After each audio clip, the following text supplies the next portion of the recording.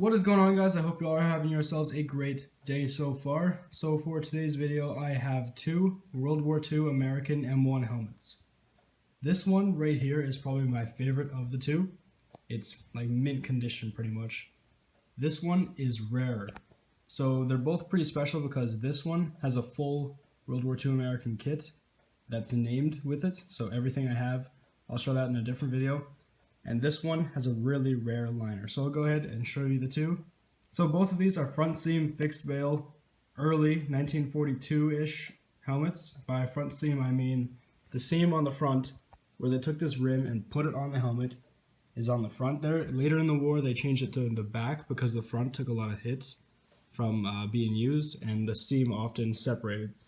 But these both have really nice World War II liner chin straps right here that keeps the liner attached to the shell.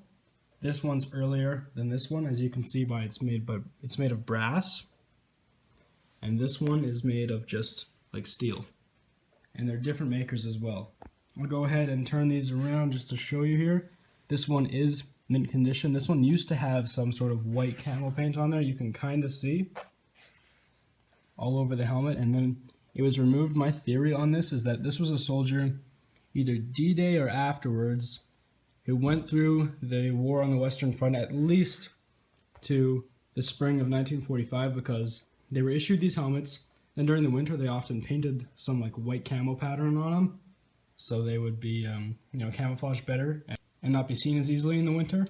So there was white camo on this, and then it was removed, so that means it was used in the springtime as well. This one is pretty scratched up, and I'll tell you why in a second here, but I'll go around and show you.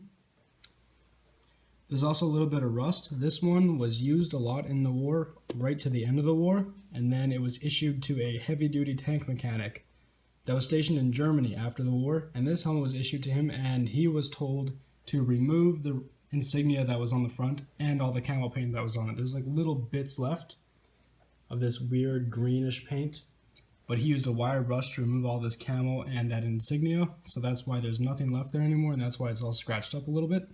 But the reason why I know this is that the guy who I bought it off of, his uncle owned this helmet, and the story was that, he was issued to him while he was on base for over 10 years. He had this helmet. So this one has a lot of history.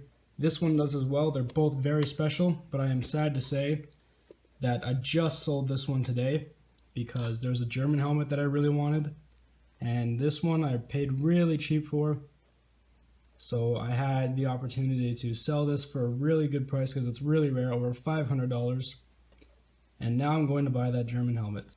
So yeah, this one is going to be on its way out being shipped today, so I'll go ahead and flip them over and show you them. First, I also forgot to show you on the back side here is where there's a lot of prevalent white wash camo paint that was on this American helmet. And it just kind of wore over time, I guess. There's some more right there on the rim, but yep, snow camo paint. Very nice. So here are the liner systems of both of those. This one right here on the left, this mint condition one, is a Westinghouse, and I believe Westinghouse made the majority of the liners for American helmets during World War II. So this is like a kind of common one to find in American World War II helmets, but this one is in mint condition, the best one I've ever had. And this one is a rare St.Clair liner, low pressure made, so like they crack easily. You can see there's a crack in the back there. There's a crack on the side here. They weren't made to last very long like these were. These are high pressure. You can kind of hear the density difference right there. Like these are thin, these are really thick. These have a lot more material compressed together. These ones are lightly pressed together, and they didn't last as long. You can see right there, there's the SC in yellow. I'll flip it over right there. And this is a rare liner. Like I said, I sold this helmet for $500, and this liner itself will go for $350. It's worth more than the shell. It's crazy. So what I mean by fixed bail on these two helmets is that the swivel here, early in the war, they had them welded. I'll show you, I'll take out the liner to show you, but they had these welded and then chin straps sewn onto this fixed welded piece of metal. See right there? Both of these have these nice brass chin strap pieces right here. This one's a little bit kind of used a lot more. You can see it's darkened there on the brass. This one, brass as well. And right there. These are called J-hooks. Later in the war, they changed to swivel bales. And they still had sewn chin straps on, but they changed them to like a green, kind of the same color as this helmet. And they changed these little end pieces on the chin strap so, you know, they wouldn't break or they lasted longer. I will go ahead and take this liner out. I won't take this one out because this liner chin strap is kind of really fragile. You can see on the front here, it's got like a kind of like a break almost. It's like getting ready to break, and it's been like that for a long time, so I'm not going to take this liner out anymore. It's just going to stay in here.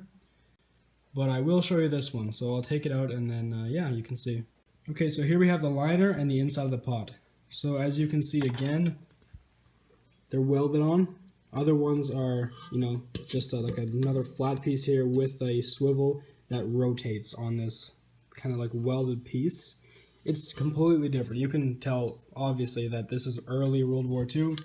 Got a front seam there. I believe this says 367A, so again, early 1942. That's the lot number. And this liner has been together with this shell for a very long time. You can see that stain right there. That stain is also on the liner, right there. It was like kind of stuck together when I got it, so it's crazy. World War II liner, you can tell it's World War II because of this little hole right there that was used for a rank. They stopped doing that after World War II. Again, there's a crack right there, another crack right there. These are, you know, even though in this condition, 350 bucks, good price. And yeah, it's also kind of scratched up in there. I don't know why. Maybe it was a little bit rusty, so he took the wire brush and tried to go over that. It looks like it actually, but either way, very nice helmet. Sad to see it go again. But you know, I'm just looking for that one German helmet that I've been looking for a very long time. And that'll be featured in a video once I buy it and I receive it in the mail. So here they are one last time together before I go to ship this one off. I'm sad to see it go again. I have to say that, but it's so nice. But yeah, you know, I just gotta move on. And this one I'm always gonna keep because it is so minty. It's mint condition. It's really nice. But yeah, thank you guys for watching. I hope you enjoyed this video here. Stay tuned for more. I will have lots more helmets. I still have more videos to do, lots more videos to do, and I will have them up in the next little while here. So yeah, thank you again, and I will see you in the next one.